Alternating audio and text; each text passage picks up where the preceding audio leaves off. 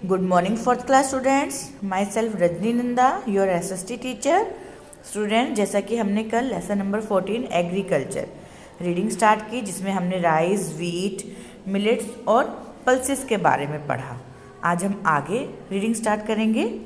Continue करते हैं। Oil seeds are grown to produce oil which is use for cooking and in manufacturing of soaps, margarine and other things. इसका क्या मतलब है कि जो तिलहन के बीज है, तिलहन की बात कर रहे हैं, उनको उगाया जाता है या उसका उत्पादन किया जाता है ऑयल के लिए, ऑयल बनाने के लिए, तेल बनाने के लिए। फिर उस तेल का प्रयोग हम लोग खाना बनाने के लिए और मैन्युफैक्चरिंग किस चीज़ को बनाने के लिए करते हैं, साबुन, मार्जरीन और कई दूसरी चीज़ों को बनाने में करते हैं।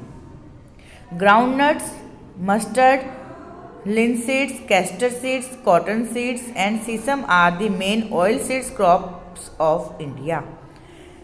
मूंगफली, सरसों, अलसी और अरंडी के तेल और कपास के बीज और शीशम, ये इन तेल की फसलें हैं भारत के अंदर जिनसे तेल बनाया जाता है। आप सभी को मालूम है, इन मूंगफली का तेल मिलता है, सरसों का तेल है, कपास का, शीशम का या अरंडी का तेल है ना। इन सब नाम आपने कुछ तो सुने होंगे। तो इन सब का तेल भारत में इन फसलों के द्वारा निकाला जाता है। Maharashtra, Karnataka, Tamil Nadu, Andhra Pradesh, Gujarat are the main producer of oil seeds. ये सभी स्टेट्स जो हैं, महाराष्ट्र, कर्नाटक, तमिलनाडु, आंध्र प्रदेश, गुजरात, यहाँ पर ऑयल सीड्स का उत्पादन किया जाता है।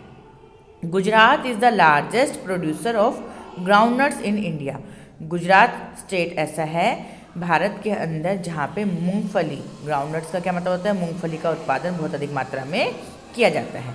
डू यू नो, क्या तुम जानते हो, Maharashtra is the largest producer of jowar.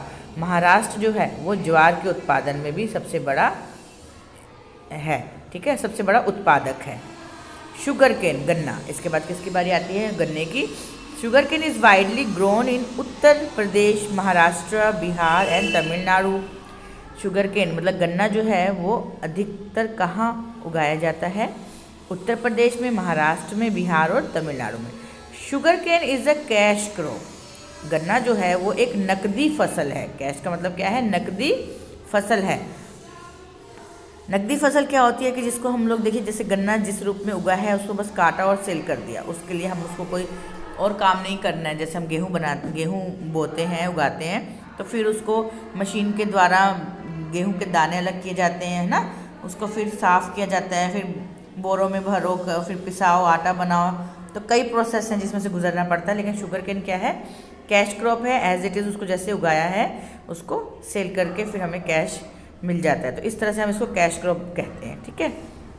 Do you know, क्या तुम जानते हो, there was a great rise in the production of wheat in India after the green revolution. Green revolution, हरित क्रांति, हरित क्रांति के बाद भारत में गेहूं का उत्पादन बहुत अधिक मात्रा में हुआ है, ठीक है, बढ़ गया है काफ़ी। India is the largest producer of sugar cane in the world.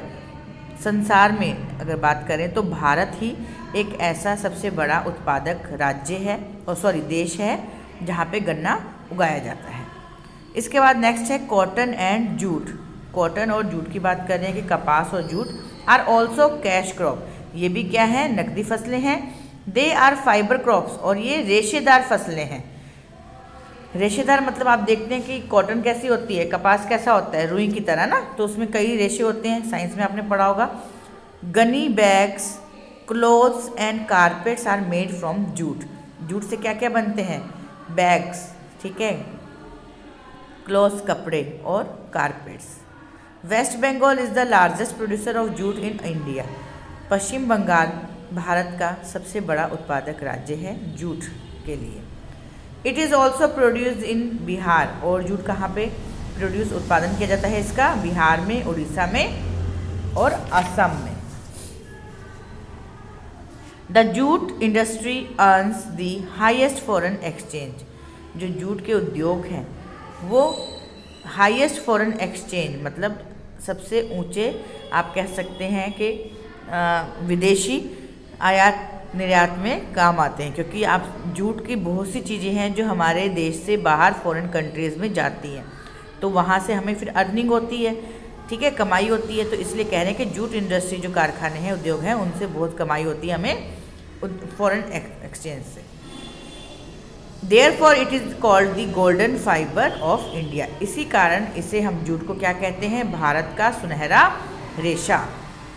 Fibre का मतलब रेशा और गोल्डन का मतलब सुनहरा, ठीक है, भारत का सुनहरा रेशा के नाम से जाना जाता है जूट को।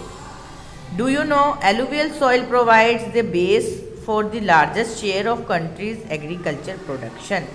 जो एलुवियल सॉइल है, इसको हम जलोढ़ मिट्टी भी कहते हैं, जलोढ़ मिट्टी प्रोवाइड करती है, एक आधार प्रदान करती है खेती के उत्पादन के लिए देश के बहुत बड़े हिस्से।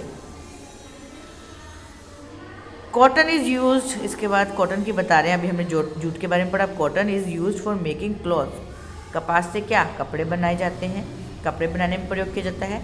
The black soil of the Deccan plateau is well suited for the production of cotton. जो काली मिट्टी है जो डेक्कन के पठार में पाई जाती है, वो कपास के उत्पादन में बहुत ही अच्छी होती है। Maharashtra and Gujarat are the leading cotton producing states in India. Maharashtra और गुजरात ऐसे स्टेट हैं जहाँ पे भारत के अंदर सबसे अधिक कॉटन उत्पादन किया जाता है। It is also grown in Madhya Pradesh, Tamil Nadu, Andhra Pradesh, Haryana and Karnataka. Cotton और कहाँ पे उगाई जाती है, मध्य प्रदेश में, तमिलनाडु में, आंध्र प्रदेश, हरियाणा और कर्नाटका में। ठीक है बच्चों, तो आज हम इतना पढ़ेंगे। टी, चाय के बारे में हम कल, टी कॉफ़ी के बारे में कल कंप्लीट करेंगे इस चैप्टर को लाइव क्लास में। ओके, सभी बच्चे इसको रीडिंग कर लेंगे इसको दोबारा से, जो पूरा लेसन हमने अभी जितना भी पढ़ा है उसको। Thank you.